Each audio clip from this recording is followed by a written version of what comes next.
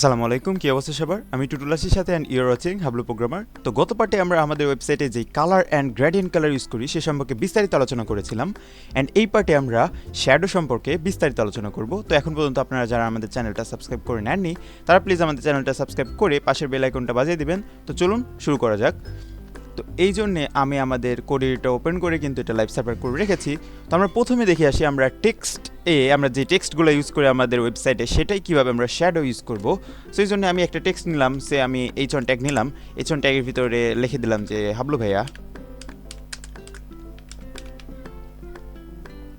ওকে, আমাদের লেখাটা কিন্তু চলে আসলো। তো আমরা চাচ্ছি এই লেখাটাকে স্টাইল করতে, সো এই জন্য এইচ1 কল করলাম অ্যান্ড সেকেন্ড ব্র্যাকেট স্টার্ট করে এটাতে আমরা বলে দিলাম যে আমাদের টেক্সট অ্যালাইনটা হবে হলো সেন্টার, অ্যান্ড আমাদের ফন্টটার সাইজটা হবে হলো 50 পিক্সেল, অ্যান্ড আমরা চাচ্ছি আমাদের টেক্সটে একটু শ্যাডো ইউজ করতে। সো আমি লিখে দিলাম টেক্সট হাইফেন দিয়ে যদি শ্যাডো লিখে দিই SHADOW, আমাদের যে শ্যাডোটা রয়েছে এটার প্রথম ভ্যালু হলো এক্স এর ভ্যালু, সেকেন্ড ভ্যালু হলো ওয়াই এর ভ্যালু, অ্যান্ড এরপরে যেটা আমরা ইউজ করি সেটা হলো ব্লার, কতটুকু ব্লার করব সেটার জন্য। সো আমি ব্লার লিখে দিলাম, ওকে, ব্লার কতটুকু করব সেটার জন্য, অ্যান্ড এরপরে যেই ভ্যালুটা ইউজ করি সেটা হলো আমরা কালার ইউজ করি। সো আমরা কালার ইউজ করি প্রথমে এক্সের ভ্যালু, এরপরে ওয়াই এর ভ্যালু।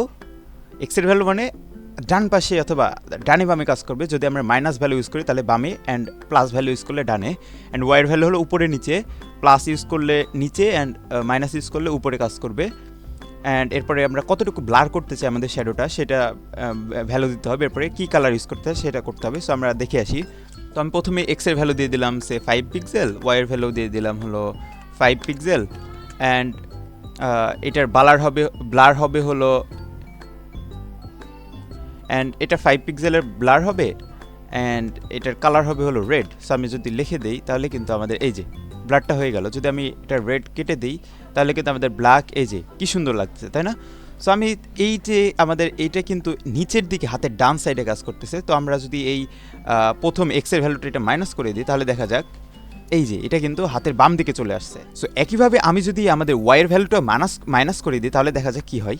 সো তাহলে কিন্তু এটা উপরের দিকে উঠে যাবে, এই যে এভাবে কিন্তু আমরা আমাদের টেক্সটে শ্যাডো ইউজ করতে পারি। তো এখন আমরা চাচ্ছি আমাদের ওয়েবসাইটে বক্স শ্যাডো টাইপের ইউজ করতে। সো আমরা কোনো একটা কন্টেন্ট ইউজ করলে সেটা আর কি, যখন আমরা বর্ডার টাইপের নিয়েছিলাম এটার আমরা শ্যাডো টাইপের করতে যাচ্ছি আমরা কোনো একটা বক্সে, সেটাও কিন্তু আমরা করতে। সো আমরা এইচ1 ট্যাগের নিচে একটা ডিভ নিয়ে একটা বক্স টাইপের ডিভ নেই।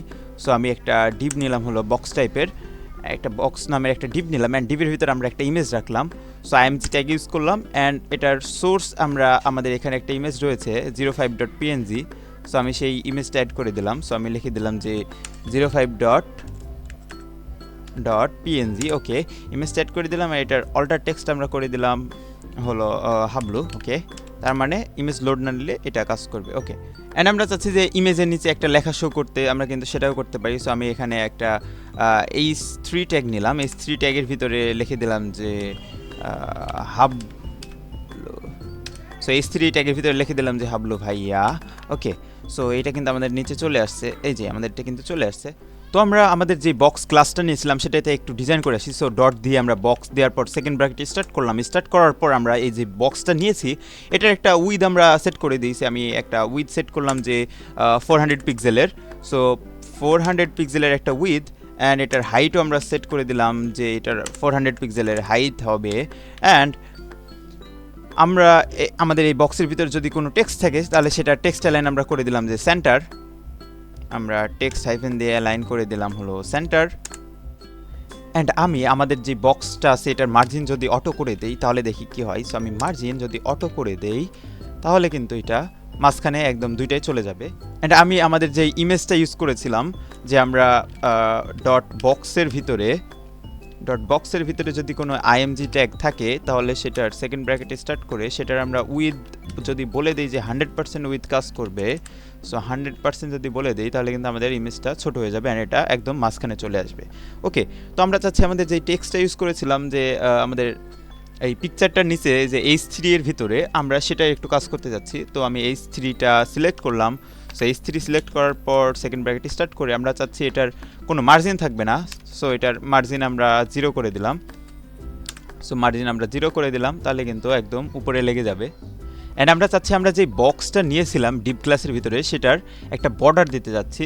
সো আমি এই যে আমাদের যে বক্সটা ছিল এই যে ডট বক্স, এখানে যদি আমরা বর্ডার ইউজ করি, সো আমি যদি এখানে যদি লিখে দেই বর্ডার, অ্যান্ড বর্ডারটার ভ্যালু যদি আমরা লিখে দিই যে আমাদের বর্ডারটা হবে হলো 1 পিক্সেলের একটা বর্ডার হবে, অ্যান্ড এটা সলিড টাইপের একটা বর্ডার হবে, সলিড বর্ডার হবে। অ্যান্ড সলিড বর্ডারের কালার হবে হলো আমরা আরজিবিতে কালার দিই। সো আরজিবি, সো আমরা আরজিবিতে কালার দিলাম হলো 0,0,0 অর্থাৎ ব্ল্যাক, অ্যান্ড এটার অপাসিটি হবে হলো 0.5। ওকে, তাহলে এই যে আমাদের বর্ডারটা কিন্তু চলে আসলো।